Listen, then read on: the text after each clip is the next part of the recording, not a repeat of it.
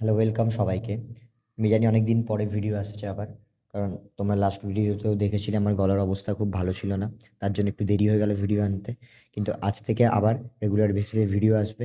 তোমরা যেমন আমার ভিডিওতে সাপোর্ট দিচ্ছিলে সেরকমই দেখাবে। তো চলে আসি আজকে আমরা আমাদের 20 মিনিট রিভিশন পার্ট 5 নিয়ে। দেখা যাক প্রথম অঙ্কটা কি বলেছে। বলছে 5 বছরে মোট সুদ আসলের, এখানে না একটু পজ নিয়ে পড়বো। কি বললাম? সুদের পর একটু পজ নেব। কিভাবে পড়বো? 5 বছরের মোট সুদ আসলের 1/5 হবে। তাহলে সুদটা কি হবে? আসলের 1/5 হবে। অনেকে কি পড়ে নেয়? সুদ আসলের 1/5, তাই জন্য তারা গুলিয়ে ফেলে। তাহলে যার অংশ বলবে তাকে আমরা কিছু একটা ধরে নিই। তাহলে ধরি আসল x টাকা। তাহলে সুদ কত হবে? এক্সের 1/5, তার মানে x/5। যেহেতু অংশ বলেছে তাহলে আমরা x দিয়ে গুণ করলাম, তাহলে কত পেয়ে গেলাম? x/5। আসলকে আমরা p ধরবো, সুদকে আমরা i ধরি। তাহলে ফর্মুলা কি? i = p/100। তাহলে i এর জায়গায় আমরা কত লিখবো? i এর জায়গায় আমরা লিখবো x/5। p এর জায়গায় আমরা কত লিখবো? p এর জায়গায় আমরা লিখবো x। আর আমরা জানি না, বার করব। সময় কত বলেছে? সময় কোশ্চেন আমাদের কত বলছে? 5। তাহলে আমরা সময় লিখে দিলাম 5 ইয়ার্স, নিচে 100। তাহলে এক্স এক্স ক্যান্সেল করলাম, 5 দিয়ে এটাকে ক্যান্সেল করলাম 20, 5 দিয়ে এটাকে ক্যান্সেল করলাম 4। তাহলে আর কত হয়ে গেল? 1 মিনিট।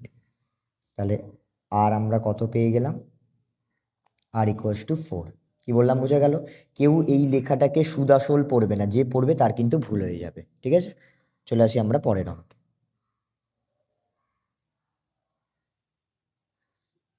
পরের অঙ্ক দেখি কি বলছে। এই কোশ্চেনটা খুব ভালো করে করব।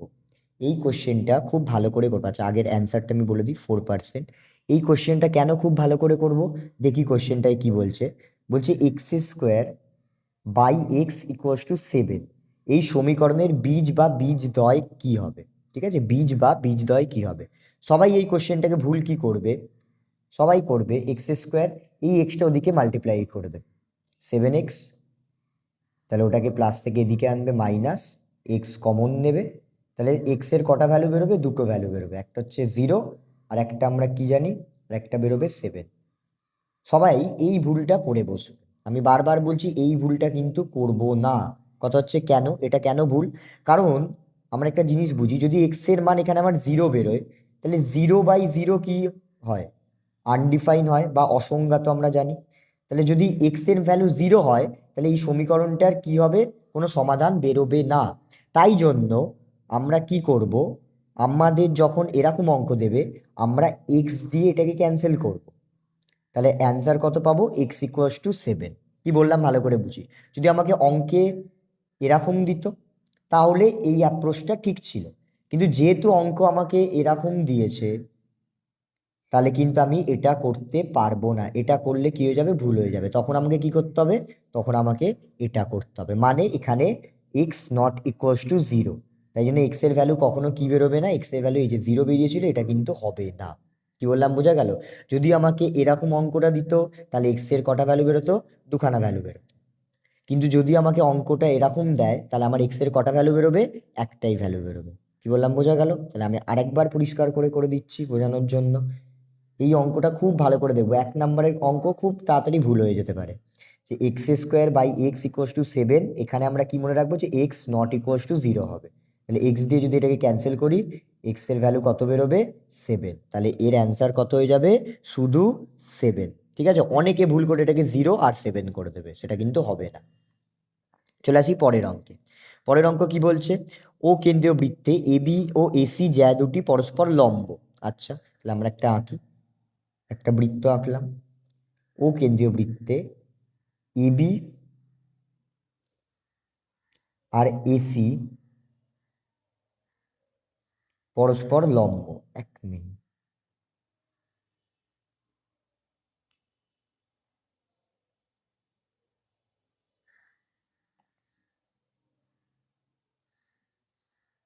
ঠিক আছে, আমি নাম দিলাম এবি আর এসি। এরা কি পরস্পর লম্ব। তাহলে এই কোণটা কত ডিগ্রি হবে? 90 ডিগ্রি হবে। হ্যাঁ কি না?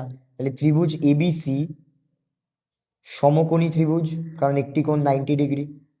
ত্রিভুজ এবিসি কি ত্রিভুজ? সমকোণী ত্রিভুজ। তাহলে আমরা কি জানি 90 ডিগ্রির সাথে 90 ডিগ্রির অপোজিটটা কি হয়? অতিভুজ হয়। এখানে আমাকে কার কার মান দিয়েছে? এবির মান দিয়েছে 4 সেমি, এসির মান দিয়েছে 3 সেমি। তাহলে কার মান বার করতে বলেছে? ব্যাসার্ধ। আচ্ছা, এই যে অঙ্ক আঁকাটা আমি আঁকলাম, এখানে এই বিসিটা, এই যে বিসি এঁকেছিলে আমি, এই বিসিটা বৃত্তের কি? এই বিসিটা হলো বৃত্তের ব্যাস। এই বিসিটা কি? বৃত্তের ব্যাস। এবং ত্রিভুজটার ক্ষেত্রে কি? অতিভুজ। ত্রিভুজটার ক্ষেত্রে কি? অতিভুজ। তাহলে পিথাগোরাসের উপপাদ্য থেকে আমরা আগে অতিভুজটা বার করে নিই। অতিভুজ কি করে বেরোবে? বিসি ইকুয়ালস টু √ওভার AB square plus AC square. তাহলে এবি কত ছিল? 4। এসি কত ছিল? 3। তাহলে এটাকে যদি আমরা সলভ করি কত হয়ে যাবে? √25। তার মানে অ্যান্সার কত আসবে? 5। তাহলে বৃত্তের ব্যাস কত বেরোলো? বৃত্তের ব্যাস কত বেরোলো? 5। তাহলে আমাকে জানতে চেয়েছে ব্যাসার্ধ। তাহলে ব্যাসার্ধ বার করতে গেলে আমরা কি করি? ব্যাসকে 2 দিয়ে ভাগ করি। তাহলে অ্যান্সার কত হয়ে যাবে? 2.5। অ্যান্সার কত হয়ে গেল? 2.5, অপশান বি। ঠিক আছে, চলে আসি পরের অঙ্কে। পরের অঙ্ক আমাদের দিয়েছে একটি নিরেট ঘনকের ধারগুলির দৈর্ঘ্যের সমষ্টি। আচ্ছা, নিরেট ঘনকের কটা ধার হয়? নিরেট ঘনকের ধার সংখ্যা আগে লিখে নিই। ধার সংখ্যা কটা হয়? 12টা। কটা হয়? 12টি ধার হয়। তাহলে তাদের সমষ্টি কত বলেছে? তাদের দৈর্ঘ্যের সমষ্টি বলেছে 36 সেমি।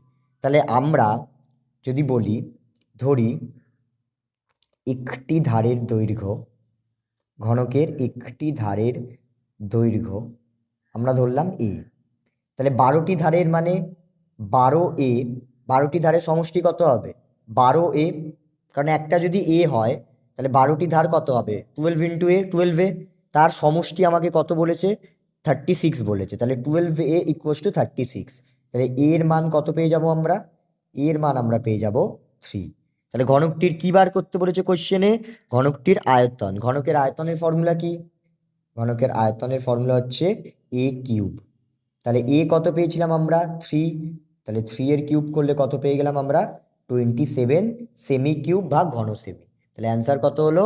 27। দেখে নিই আমরা কত নম্বর অপশানে আছে। অপশান এতে আছে। ওকে, এই ধার সংখ্যা, শীর্ষবিন্দুর সংখ্যা, এইগুলো কিন্তু একটু গণনি মাথায় রাখতে হবে। ঠিক আছে, কর্ণের সংখ্যা। আচ্ছা, চলে আসি পরের অঙ্কে। পরের অঙ্ক আমাদের কি বলছে? বলছে 7πc/12 কোণটির ষষ্ঠিক পদ্ধতিতে মান হলো। আচ্ছা, 7πc/12 এটা কোন মান দেওয়া আছে?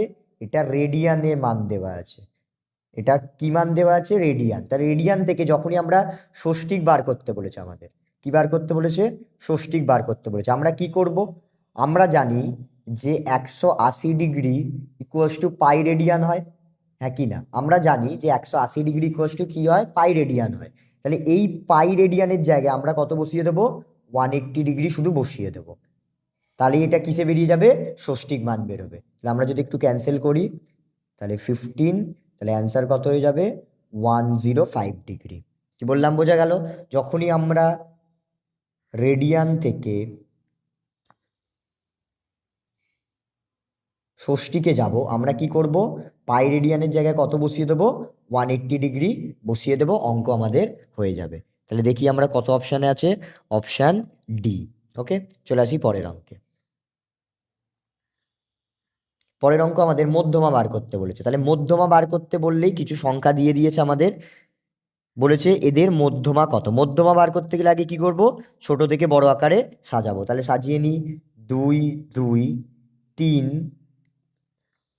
2 2 3, তারপর আছে 5 দুটো, তারপর আছে 6, তারপর আছে 8 দুটো, তারপর আছে একটা 9। তাহলে কতগুলো সংখ্যা হলো দেখি? 1 2 3 4 5 6 7 8 9। তাহলে এন কত হলো?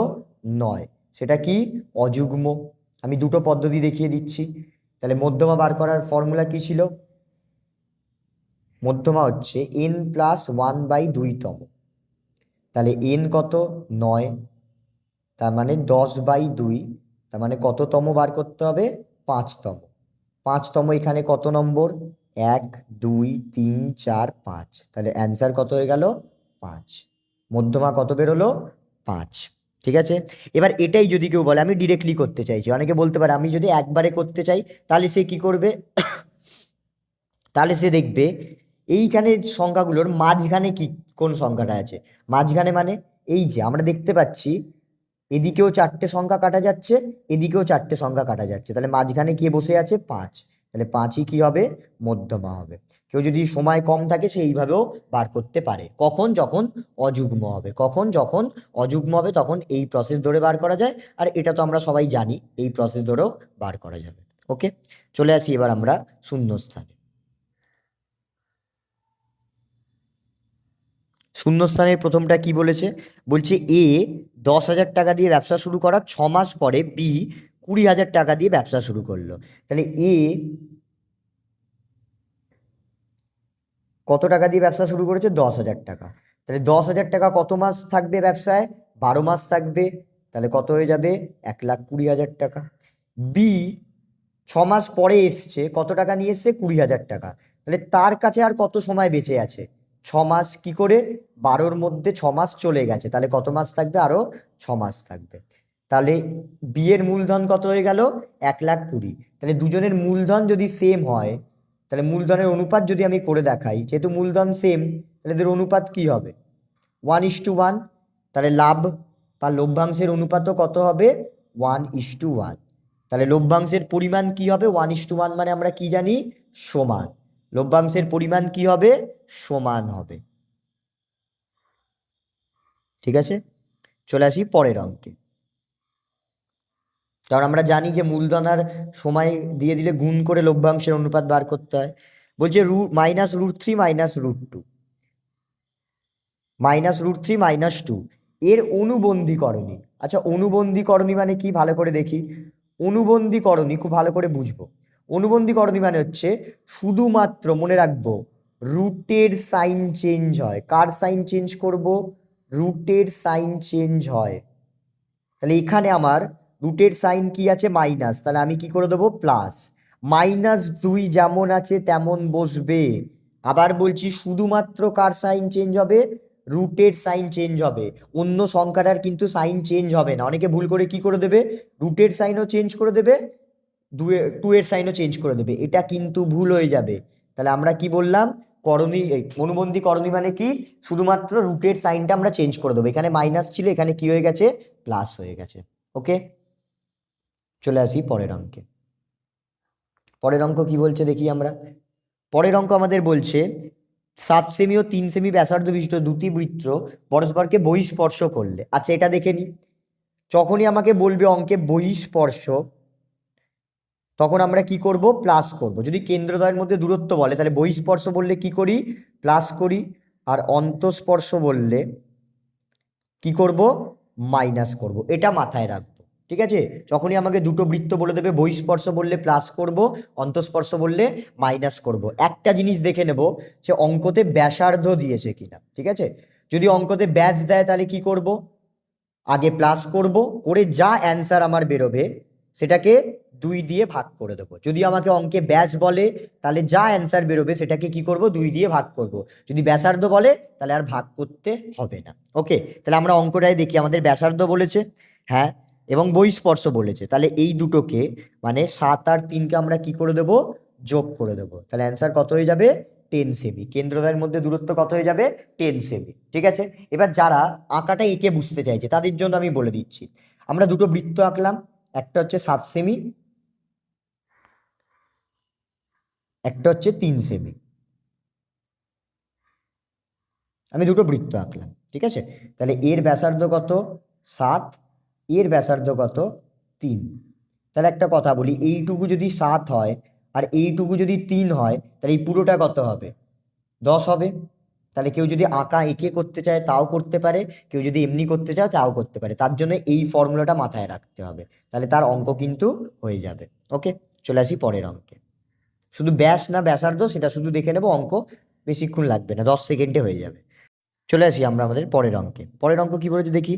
বলছে একই ভূমির ব্যাস ও একই আয়তন বিশিষ্ট একই ভূমির ব্যাস তাহলে যখন আমাদের অঙ্কে ব্যাস বলে দেবে একই সমান, তাহলে দুটোর ব্যাসার্ধ সমান, ব্যাস সমান হলে ব্যাসার্ধ সমান হবে। তাহলে দুখানার ব্যাসার্ধকে আমরা কি ধরলাম?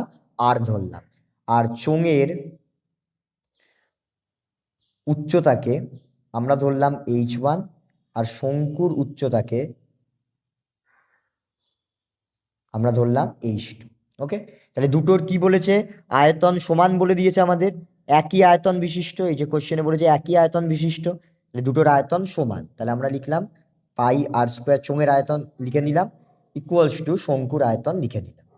ঠিক আছে, এবার যেহেতু দুটোর ব্যাসার্ধ সেম, তাহলে আর আর রেখে দিলাম, অসুবিধা নেই। কিন্তু উচ্চতা কি সেম? না, তাহলে চোঙের উচ্চতা h1, শঙ্কুর উচ্চতা h2। তাহলে ক্যান্সেল করে দিই, পাই আর স্কোয়ার পাই আর স্কোয়ার, কি পড়ে থাকলো?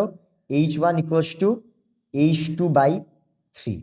তাহলে এখান থেকে আমাকে অনুপাতটা বার করতে হবে। তাহলে h1/h2 এদিকে চলে এলো, তাহলে ওপরে এখানে কি আছে? শুধু 1 পড়ে আছে। তাহলে অনুপাত কত পেয়ে গেলাম আমরা? 1:3। অনুপাত কত পেয়ে গেলাম আমরা? 1:3। আবার বলছি, h2টা এদিকে চলে এলো, ভাগ হয়ে গেল, আর এর ওপরে কিছু নেই মানে কত আছে? 1 আছে।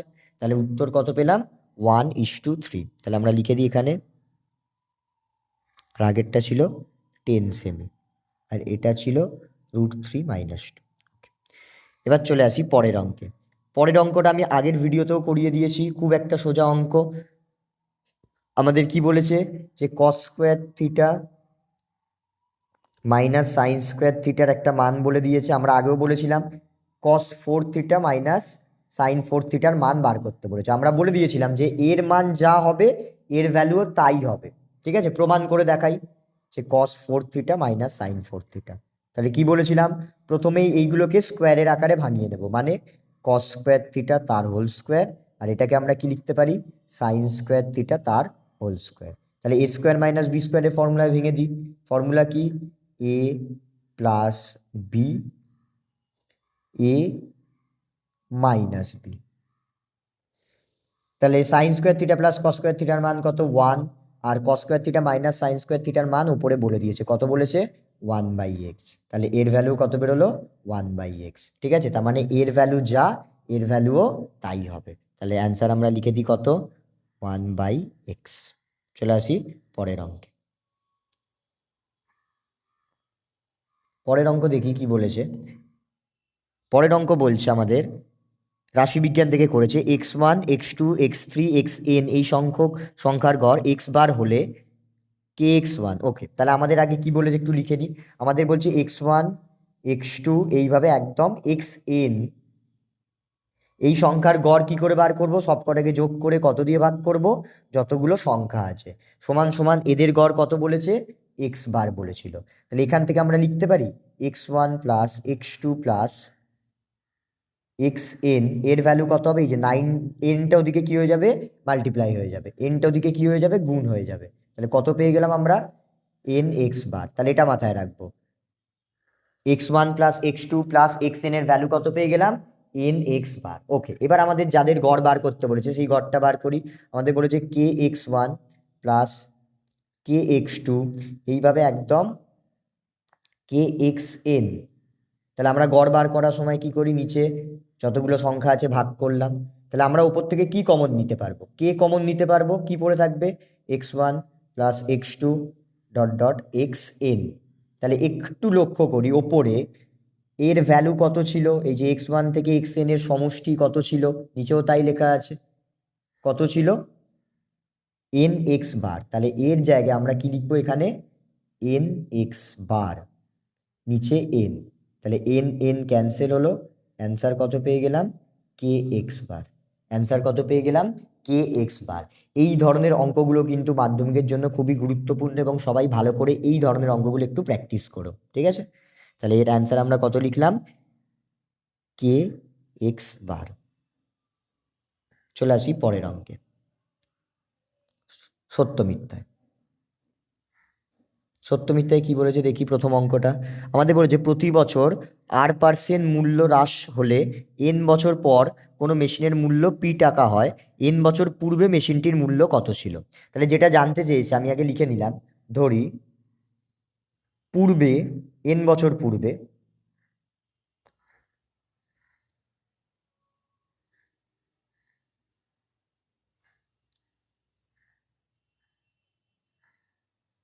মেশিনটির মূল্য ছিল এক্স টাকা। কত ছিল? এক্স টাকা। তাহলে এন বছর পরে মেশিনটির মূল্য হবে কত হওয়া উচিত? এক্স ইন্টু ওয়ান, যেহেতু মূল্য কি হয় দিনে দিনে হ্রাস পাচ্ছে, তাহলে মাইনাস R/100 মাথায় এন। ওকে, এবার আমাকে কোশ্চেন আমাদের কি বলে দিয়েছে যে এন বছর পরে মেশিনটার মূল্য কত হবে? এন বছর পর পি টাকা হবে। আমরা কতবার করেছি? এত টাকা হবে। তাহলে আমরা কি লিখতে পারি যে এক্স ইন্টু এটা ইকুয়ালস টু পি। কেন? ওরা বইতে বলেছিল এন বছর পর এত হবে, আমরা বার করে দেখেছি এত হবে। তাহলে এখান থেকে আমার কার মানটা চাই? এক্স এর মানটা চাই। তাহলে এক্স এর মান কি হবে? পি। এই পুরোটা এক্স এর সাথে কি ছিল? মাল্টিপ্লাই ছিল। তাহলে ওদিকে চলে গেলে কি হবে? ডিভাইড হয়ে যাবে। ওদিকে চলে গেলে কি হয়ে যাবে? ডিভাইড হয়ে যাবে। তাহলে আমরা দেখে নিই অ্যান্সারের সাথে ম্যাচ করলো কিনা। অ্যান্সারের সাথে ম্যাচ করেছে, তাহলে এটা কি হবে? সত্য হবে। এটা কি হবে? সত্য হবে। এবং একটা কথা বলি, এছাড়াও এটাকে কিন্তু এইভাবেও লেখা যায় যে পি ইন্টু, মনে রাখবো এইটাকে যদি আমরা ওপরে নিয়ে যেতে চাই তাহলে কি হয়? পাওয়ারটা মাইনাস হয়ে যায় কিন্তু, কারণ পরীক্ষায় এইরকমও দিতে পারে। তাহলে ঘাবড়ানোর কিচ্ছু নেই। এর পরের স্টেপই কি হবে? এটা হবে যে আমরা কি করলাম, আমরা এই নিচেরটাকে ওপরে নিয়ে যেতে চাইছি, তাহলে পাওয়ারটা কি হয়ে গেল? এন থেকে মাইনাস এন। ওকে, এরকমও কিন্তু দিতে পারে, ঘাবড়ানোর কিচ্ছু নেই, ভালো করে পড়ে তারপর অঙ্কটা করব। ওকে, চলে আসি পরের অঙ্কে। তাহলে প্রথমটা কি হলো? সত্য। আমরা লিখে দিই এখানে, প্রথমটা হলো সত্য।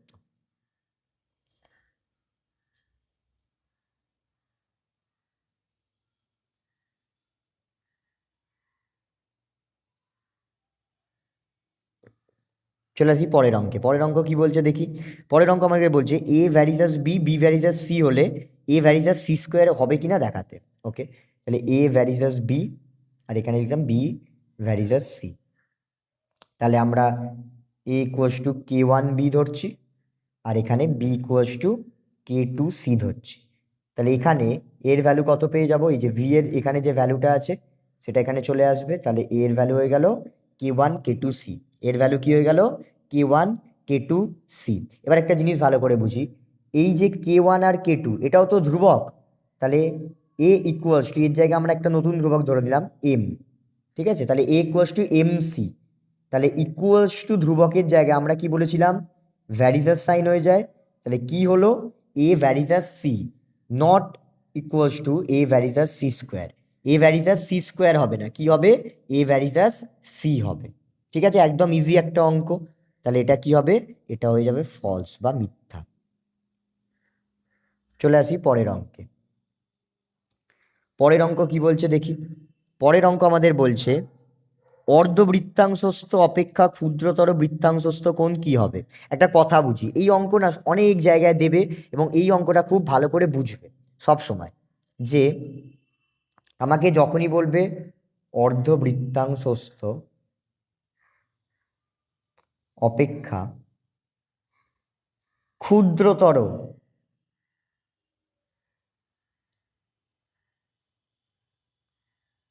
বৃত্তাংশস্থ কোণ, তাহলে আমরা কি দেখব? অর্ধবৃত্ত আছে এবং ক্ষুদ্রতর বলেছে। তাহলে ক্ষুদ্রতর বললে আমরা কি করব? সব সময় বড় কোণটা নেব। তাহলে বড় কোণ কোনটা হয়? স্থূলকোণ হয়। বড় কোণ কোনটা হয়? স্থূলকোণ হয়। আমাকে যদি কোশ্চেনে দিত বৃহত্তর, তাহলে আমরা কি করতাম? ছোট কোণটা লিখতাম। ছোট মানে সূক্ষ্মকোণ। মাথায় একদম ঢুকিয়ে নি সবাই, এই কোশ্চেনটা অনেকবার রিপিট করবে।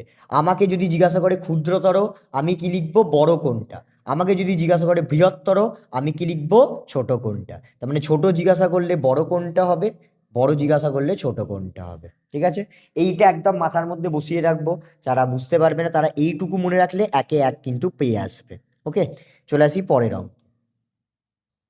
এবং দেখবে এই কোশ্চেনটা অনেক জায়গায় রিপিট করেছে, তাই জন্য তোমাদের আমি একদম শর্টভাবে বলে দিলাম। পরের অঙ্ক বলেছে কোনো নিরেট অর্ধগোলকের সমগ্র তলের ক্ষেত্রফল 48 পাই বর্গ একক হলে গোলকের ব্যাসার্ধ হবে 4 একক। আচ্ছা, এটা আমরা আগে লিখে দিই। আগেরটা তো লেখাই হলো না। ক্ষুদ্রতর বলেছিল, ওরা সূক্ষ্মকোণ দিয়েছিল, তাহলে এটা কি হবে? এটা হবে মিথ্যা। ঠিক আছে, ক্ষুদ্রতর দিয়েছিল এবং ওরা কি দিয়েছিল? সূক্ষ্মকোণ, তাহলে এটা কি হবে? মিথ্যা। ঠিক আছে, চলে আসি পরেরটায়। পরেরটা আমাদের বলছে অর্ধগোলকের সমগ্র তলের ক্ষেত্রফল। তাহলে অর্ধগোলকের সমগ্র তলের ক্ষেত্রফল কি হয়? 3 পাই r স্কোয়ার। ওরা কত বলেছে, এটা ইকুয়ালস টু 48 পাই। তাহলে এখান থেকে আমরা আর এর মান বার করি, পাই পাই ক্যান্সেল করলাম, 3 দিয়ে 48কে কাটলে কত হবে 16। তাহলে আর স্কোয়ার ইকুয়ালস টু কত হচ্ছে 16। তাহলে আর এর ভ্যালু কত হচ্ছে 4, আর এর ভ্যালু কত হচ্ছে 4।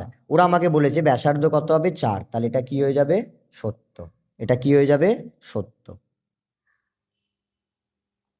এবার আমরা চলে আসি পরের অঙ্কে।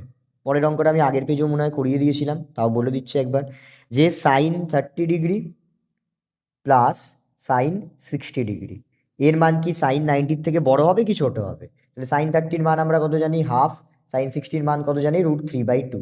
তাহলে লসাগু 2 হয়ে গেল। √3 এর মান কত 1.732/2, এটাকে যদি আমরা যোগ করি 2.732/2 হয়ে যাবে। এটাকে যদি ভাগ করে দেখি 1.366, তাহলে এর ভ্যালু কি, এটা 1-এর থেকে বড়, তাহলে আমরা কি বলতে পারি এর ভ্যালু সাইন 90-র থেকে বড়। কেন, সাইন 90-র মানই হচ্ছে 1। ওকে, তাহলে এটা কি হবে সত্য, এটা কি হয়ে গেল সত্য। তাহলে আমরা এখানে লিখে দিই সত্য। আচ্ছা, পরের অঙ্কটা কি বলেছে দেখা যাক। পরের অঙ্কটা সংখ্যাগুরু মান দিয়েছে। সংখ্যাগুরু মান খুবই সোজা, সবাই এই অঙ্কটা পারে। সংখ্যাগুরু মানে আমাদের কি কি সংখ্যা দিয়েছে, 102, 104, 118, 104, 120, 104, 122, 102, আবার 104। তাহলে 104 কটা আছে, একবার, দুবার, তিনবার, চারবার। তাহলে এই তথ্যের সংখ্যাগুরু মান কত হবে 104, কারণ 104 সব থেকে বেশি বার আছে। এখানে কত কি হবে সংখ্যাগুরু মান 104, কারণ 104 কবার আছে, একবার, দুবার, তিনবার, চারবার। ঠিক আছে, তাহলে এটাও কি হয়ে যাবে মিথ্যা হয়ে যাবে, এটা কি হয়ে যাবে মিথ্যা হয়ে যাবে, তাহলে ফলস। ঠিক আছে, তাহলে আজকে আমরা এটা করলাম। পার্ট 6 খুব তাড়াতাড়ি আসবে, যেহেতু আমরা অনেক দিন গ্যাপ হয়ে গেছিল, আমরা তাই জন্য অনেক ডেলি বেসিসে অনেক কটা ভিডিও আনার চেষ্টা করব। তোমরা একটু ভালো করে দেখো এবং বাড়িতে প্র্যাকটিস করো মাধ্যমিকে, তাহলে কারোর কোনো প্রবলেম থাকবে না। ওকে।